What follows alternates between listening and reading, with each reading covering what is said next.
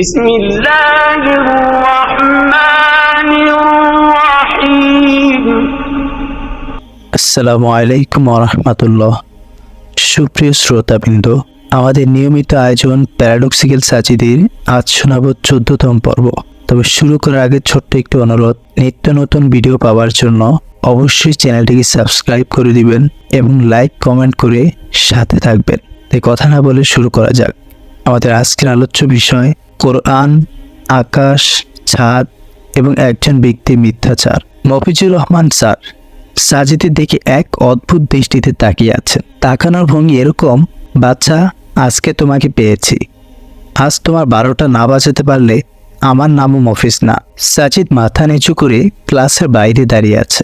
20 minute দেরি করে ফেলেছে ক্লাসে আসতে। বিশ্ববিদ্যালয়ে 20 মিনিট দেরি করে ক্লাসে আসা এমন কোনো গুরুতর পাপ কাজ নয় যে এর জন্য তার দিকে এভাবে তাকাতে হবে। সাজিদ সবিনয়ে বলল, স্যার আসবো? মফিজুর রহমান স্যার অত্যন্ত গুরুগম্ভীর গলায় বললেন, এমনভাবে বললেন যেন সাজিদকে 2-4 কথা শুনিয়ে দরজা থেকে খেদি পাঠিয়ে দিতে পারলেই ওনার গা চুড়োয়। সাজিদ ক্লাসরুমে এসে বসলো। লেকচারে বেশ অর্ধেকটা শেষ হয়ে গেছে। মফিজুর রহমান স্যার আর 5 মিনিট লেকচার দিয়ে ক্লাস সমাপ্ত করলেন। সাজিদের কপালে যে আজ খুবই খারাপ কিছু আছে সেটা তো প্রথম থেকেই বুঝতে পেরেছে। মফিজুর রহমান স্যার সাজিদকে দাঁড় করালেন। খুব স্বাভাবিক চেহারায় হাসি হাসি মুখ করে বললেন, সাজিদ কেমন আছো? সাজিদ প্রায় ভূত দেখার মতো চমকে উঠল। এই মুহূর্তে সে যদি সত্যি সত্যি ডুমুরের ফুল অথবা ঘোড়ার ডিম জাতীয় কিছু দেখত, হয়তো এতটা চমকাতো না। মিরাকল জিনিসটায় তার বিশ্বাস আছে। তবে মফিজুর রহমান স্যারের এই আচরণ তার কাছে তার চেয়েও বেশি কিছু মনে হচ্ছে। এই ভদ্রলোক এত সুন্দর করে এরকম হাসি মুখ নিয়ে কারোর সাথে কথা বলতে পারে, এটাই এতদিন একটা রহস্য ছিল। সাজিদ নিজেকে খানিকটা সামলে নিয়ে বলল, জি স্যার, ভালো আছি আলহামদুলিল্লাহ, আপনি কেমন আছেন? তিনি আবারও একটু মুচকি হাসি দিলেন। সাজিদ পুনরায় অবাক হলো। মনে হচ্ছে সে কোনো দিবা স্বপ্নে বিভোর আছে। স্বপ্নের একটা ক্রাইটেরিয়া হচ্ছে, স্বপ্নে বেশিরভাগ সময় নেগেটিভ জিনিসকে পজিটিভ আর পজিটিভ জিনিসকে নেগেটিভভাবে দেখা যায়। মফিজুর রহমান স্যারকে নিয়ে তার মাত্রা অতিরিক্ত নেগেটিভ চিন্তা থেকেই হয়তো এরকম হচ্ছে। একটু পরে সে হয়তো দেখবে এই ভদ্রলোক তার দিকে রাগে রাগে চেহারায় তাকিয়ে আছে এবং বলছে, এই ছেলে এত দেরি করে ক্লাসে কেন এসেছো? তুমি জানো আমি তোমার নামে ডিন স্যারের কাছে কমপ্লেন করে দিতে পারি। আর কোনোদিন যদি দেরি করেছ। সাজিদের চিন্তায় ছিদ পড়ল। তার সামনে দাঁড়ানো হালকা পাতলা গড়নের মফিজুর রহমান নামের ভদ্রলোকটি বললেন, আমিও খুব ভালো আছি। ভদ্রলোকের মুখে হাসির রেখাটা তখনই স্পষ্ট। মফিজুর রহমান স্যার সাজিদকে বললেন, আচ্ছা বাবা আইনস্টাইন, তুমি কি বিশ্বাস করো আকাশ বলে কিছু আছে? সাজিদ এবার নিশ্চিত হলো যে এটা কোনো স্বপ্ন দৃশ্য নয়। মফিজুর রহমান স্যার তাচ্ছিল্য ভরে সাজিদকে আইনস্টাইন বলে ডাকে। সাজিদকে যখন আইনস্টাইন বলে তখন ক্লাসের অনেকে খিলখিল করে হেসে ওঠে। এই মুহূর্তে সাজিদ একটি চাপা হাসির শব্দ শুনতে পাচ্ছে। তাহলে এটা কোনো স্বপ্ন দৃশ্য নয়, বাস্তব। সাজিদ বলল, জি স্যার, বিশ্বাস করি। ভদ্রলোক আরেকটি মুচকি হাসি দিলেন। উনি আজকে হাসতে হাসতে দিন কেটে পার করে দেওয়ার পণ করেছেন কিনা কে জানে। তিনি বললেন, বাবা আইনস্টাইন, আদতে আকাশ বলে কিছুই নেই। আমরা যেটাকে আকাশ বলি সেটা হচ্ছে আমাদের দৃষ্টির প্রান্ত সীমা। মাথার ওপরে নীল রঙা যে জিনিসটি দেখতে পাও সেটাকে মূলত বায়ুমণ্ডলের কারণে নীল দেখায়। চাঁদে বায়ুমণ্ডল নেই বলে চাঁদে আকাশকে কালো দেখায়। বুঝতে পেরেছেন মহামতি আইনস্টাইন? স্যারের কথা শুনে ক্লাসে কিছু অংশ আবার হাসাহাসি শুরু করলো। তাহলে বুঝলে তো আকাশ বলে যে কিছুই নেই। সাজিদ কিছুই বলল না, চুপ করে আছে।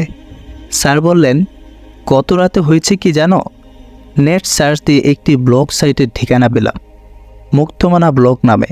রবিজিৎ নামের এই লোকটা কোরআনের কিছু বাণী উদ্ধৃত করে দেখালো কত উদ্ভট এসব জিনিস। সেখানে আকাশ নিয়ে কী বলা আছে শুনতে চাও? সাজিদ এবারও কিছু বলল না, চুপ করে আছে। স্যার বললেন, কোরআনে বলা আছে, আর আমরা আকাশ করেছি সুরক্ষিত ছাদ, অথচ তারা আমাদের নির্দেশনাবলী থেকে মুখ ফিরিয়ে রাখে। And we made the sky a protect ceiling from its sins are turning away. সূরা আল-আম্বিয়া আয়াত 32। দেখলে তো বাবা আইনস্টাইন, তোমাদের আল্লাহ বলেছে আকাশ নাকি সুরক্ষিত ছাদ, তা বাবা, এই ছাদে যাওয়া কোনো সিঁড়ি সন্ধান কোরআনে আছে কি? হা হা হা। চুপ করে থাকতে পারলে বেশ হতো, কিন্তু লোকটির মাত্রা অতিরিক্ত বাড়াবাড়িতে সাজিদ মুখ খুলতে বাধ্য হলো। সে বলল, স্যার, আপনার সেই ব্লগার রবিজিৎ আর আপনার প্রথম ভুল হচ্ছে, আকাশ নিয়ে আপনাদের দুজনের ধারণা মোটেও পরিষ্কার নয়। ও তাই নাকি? তা আকাশ নিয়ে পরিষ্কার ধারণাটি কি বলো শুনি? অবজ্ঞা ভরে লোকটির প্রশ্ন। সাজিদ বলল, স্যার, আকাশ নিয়ে ইংরেজি অক্সফোর্ড ডিকশনারিতে বলা আছে, the region of the atmosphere and outer space seen from the earth. অর্থাৎ পৃথিবী পৃষ্ঠ থেকে বায়ুমণ্ডলের এবং তার বাইরে যা কিছু দেখা যায় সেটাই আকাশ। আকাশ নিয়ে আরও পরিষ্কার বলা আছে উইকিপিডিয়াতে। যদিও উইকিপিডিয়ার তথ্য মূল সোর্স নয়, আপনি নেট ঘেঁটে মুক্তমানা ব্লগ অবধি যেতে পেরেছেন, আর একটু এগিয়ে উইকিপিডিয়ায় অবধি গেলেই পারতেন।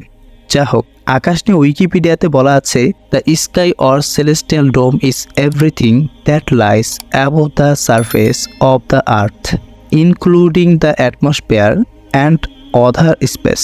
এই স্তরগুলো হচ্ছে: 1. Troposphere, 2. Stratosphere, 3. Mesosphere, 4. Thermosphere, 5. Exosphere. এই প্রত্যেকটি স্তরের আলাদা আলাদা কাজ রয়েছে। আপনি কিছু জানেন? বিজ্ঞানী স্যার বেন অ্যালেন প্রমাণ করে দেখিয়েছেন, আমাদের পৃথিবীর ভূপৃষ্ঠের চারদিকে একটি শক্তিশালী ম্যাগনেটিক ফিল্ড আছে। এই ম্যাগনেটিক ফিল্ড আমাদের পৃথিবীর পৃষ্ঠের চারদিকে একটি বেল্টের মতো বলয় সৃষ্টি করে রেখেছে। বিজ্ঞানী স্যার বেন অ্যালেন এর নামে এই জিনিসটার নাম রাখা হয় বেন অ্যালেন বেল্ট। এই বেল্ট চারপাশে ঘিরে রেখেছে আমাদের বায়ুমণ্ডলকে। আমাদের বায়ুমণ্ডলের দ্বিতীয় স্তরটির নাম হচ্ছে স্ট্র্যাটোস্ফিয়ার। এই স্তরের মধ্যে আছে এক জাদুকরী উপস্তর। এই উপস্তরের নাম হলো ওজোন স্তর। এই ওজোন স্তরের কাজের কথায় পরে আসছি, আগে একটু সূর্যের কথা বলি। সূর্যে প্রতি সেকেন্ডে যে বিস্ফোরণগুলো হয় তা আমাদের চিন্তা কল্পনারও বাহিরে। এই বিস্ফোরণগুলো ক্ষুদ্র একটি বিস্ফোরণের তেজস্ক্রিয়তা এমন যে তা জাপানের হিরোশিমায় যে অ্যাটমিক বোমা ফেলা হয়েছিল সেরকম 10,000 বিলিয়ন অ্যাটমিক বোমার সমান। চিন্তা করুন স্যার, সেই বিস্ফোরণগুলোর একটু আঁচ যদি পৃথিবীতে লাগে, পৃথিবীর কি অবস্থা হতে পারে? এখানেই শেষ নয়, মহাকাশে প্রতি সেকেন্ডে নিক্ষিপ্ত হয় মারাত্মক তেজস্ক্রিয় উল্কাপিণ্ড। এগুলোর একটি আঘাতে লণ্ডভণ্ড হয়ে যাবে পৃথিবী। আপনি জানেন আমাদের এই পৃথিবীকে এরকম বিপদের হাত থেকে কোন জিনিস রক্ষা করে? সেটা হচ্ছে আমাদের পৃথিবীর বায়ুমণ্ডল। আরও স্পেসিফিকলি বলতে গেলে বলতে হয় ওজোন স্তর। শুধু তাই নয়, সূর্য থেকে যে ক্ষতিকর অতিবেগুনি রশ্মি আর গামা রশ্মি পৃথিবীর দিকে ধেয়ে আসে, সেগুলো যদি পৃথিবী প্রবেশ করতে পারত, তাহলে পৃথিবীতে কোনো প্রাণী বেঁচে থাকতে পারত না। এই অতিবেগুনি রশ্মির ফলে মানুষের শরীরে দেখা দিত চর্ম ক্যান্সার, উদ্ভিদের সালোক সংশ্লেষণ হতো না। আপনি জানেন সূর্য থেকে পৃথিবীর দিকে ধেয়ে আসা এসব ক্ষতিকর জিনিসকে কোন জিনিসটি আটকে দেয়, পৃথিবীতে ঢুকতে দেয় না? সেটা হলো বায়ুমণ্ডলের ওজোন স্তর।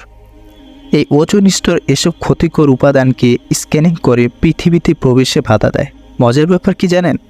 এই ওজোন স্তর সূর্য থেকে আসা কেবল যেসব উপাদানকে পৃথিবীতে প্রবেশ করতে দেয় সেগুলো পৃথিবীতে প্রাণের জন্য সহায়ক, যেমন বেতার তরঙ্গ আর সূর্যের উপকারী রশ্মি। এখানেই শেষ নয়, পৃথিবীর অভ্যন্তরে বিভিন্ন প্রক্রিয়ায় যে তাপমাত্রার সৃষ্টি হয় তার সবটাই যদি মহাকাশে বিলীন হয়ে যেত, তাহলে রাতের বেলা পুরো পৃথিবী ঠান্ডা বরফে পরিণত হয়ে যেত। মানুষ আর উদ্ভিদ বাঁচতেই পারত না। কিন্তু ওজোন স্তর সব কার্বন ডাইঅক্সাইডকে মহাকাশে ফিরে যেতে দেয় না।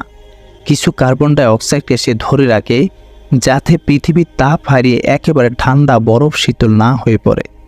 স্যার, বায়ুমণ্ডলের ওজোন স্তরের এই যে ফর্মুলা কাজ, এটা কি আমাদের পৃথিবীকে সূর্যের বিস্ফোরিত গ্যাস, সূর্যের অতিবেগুনি রশ্মি, মহাকাশীয় উল্কাপিণ্ড থেকে ছাদের মতো রক্ষা করছে না?